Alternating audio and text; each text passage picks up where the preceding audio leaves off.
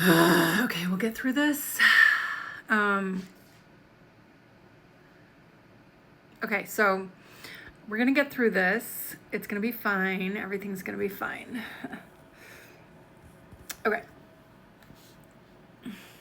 I'm gonna have to cut that out. Okay. I just want to get this over and done with. Okay, so part 3. Where was I up to? Bloop,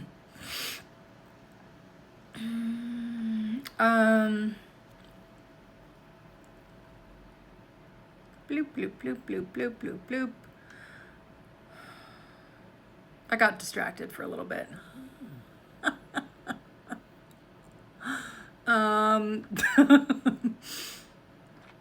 Okay, so yes, we got.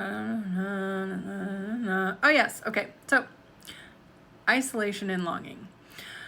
I immediately found living in the small town of Pound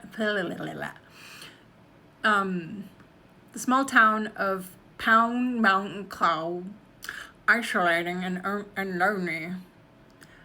The nights were dark, so quiet, especially like, when the kids weren't there. And I mean, they were there every few days, but it was rough for me because I'd mostly lived in suburbia my entire life. And this felt like another planet. Grant suggested I come to Melbourne, Australia to stay with him for a while. His parents were going overseas, and his mother normally worked as office manager in his carpet cleaning business. He suggested I come out and work for him while his parents were gone.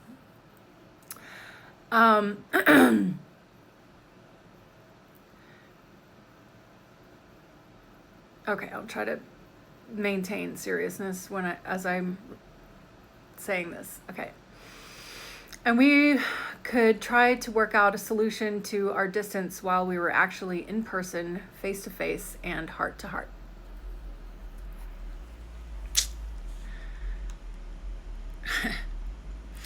When the world stopped turning, dun dun dun, I went to Australia. That was in just after Halloween of 2019.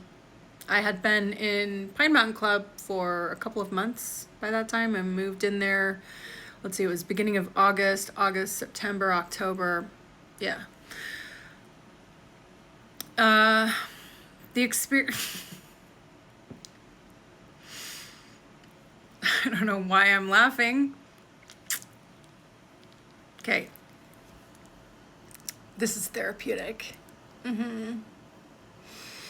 The experience was everything I'd hoped for and more.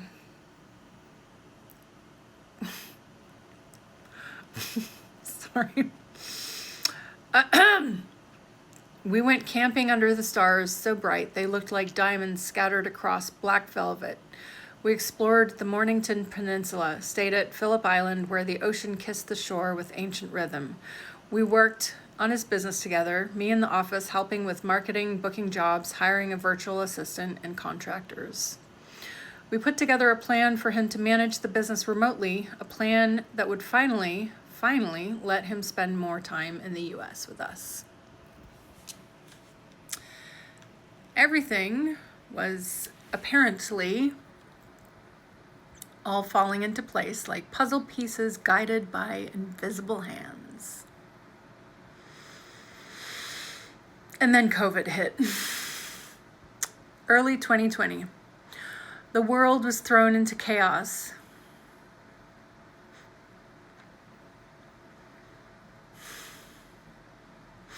God, my mood just goes like beep, beep, beep, beep, beep, beep. From minute to minute. I'm like about to cry again. Okay.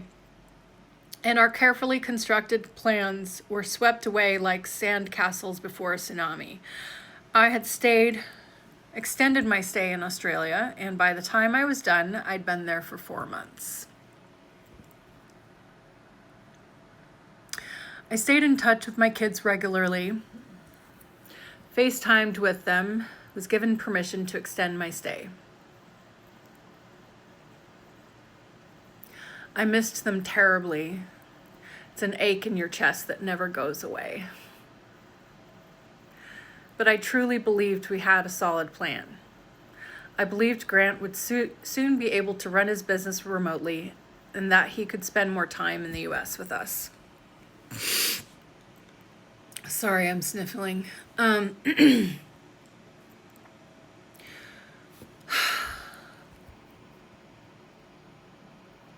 So, March of 2020, the weekend Grant arrived back in the US with me, we were notified that all the schools had been shut down. The kids would have to homeschool.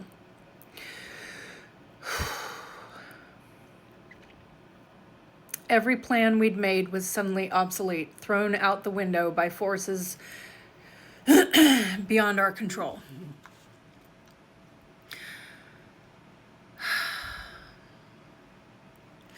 Grant had a flight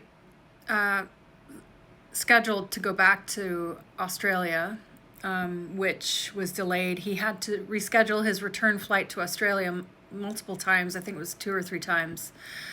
His business was falling apart back home, contractors quitting on him as the world descended into lockdown madness. It was a stressful time, though we had moments of beauty. It snowed in the mountains, and we made the most of our time together. He stayed for about 2 months. We went camping once or twice. I was so grateful for that time together. So grateful to have him there, even as uncertainty howled at our door.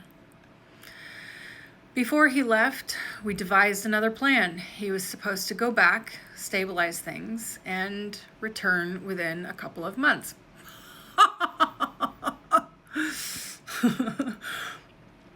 I didn't know how long I was going to survive the heartache of longing to be with him after he left. That hollowness that settles in your bones when someone you love is on the other side of the world and you have no control over it and you're separated and it's a longing that I could never quite describe.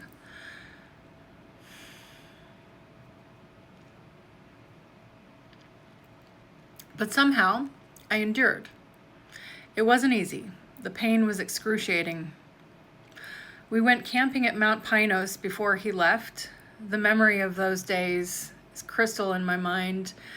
The way the light filtered through the trees, the sound of our laughter echoing off the mountains, building fires, walking through the mountains.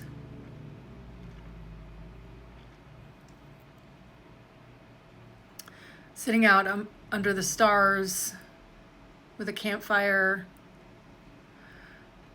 climbing up on top of a big rock.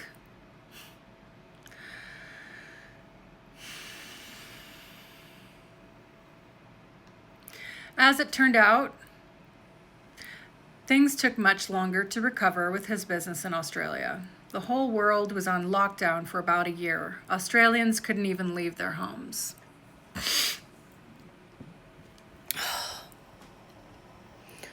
The restrictions were severe, suffocating. We continued our long-distance relationship through all of it,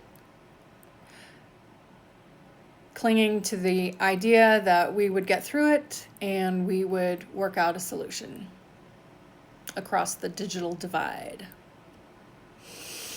In early 2021, I booked a trip to Australia to see him. I even stayed in a hotel for 2 weeks in quarantine in Sydney. Isolated alone, blah, blah, blah. He and I talked every day, sometimes a couple times a day. He was very attentive to my well-being while I was there, and it made a huge difference. We worked on building an agency together during this year. It didn't pan out the way we'd hoped at that time, but we kept going and we kept believing.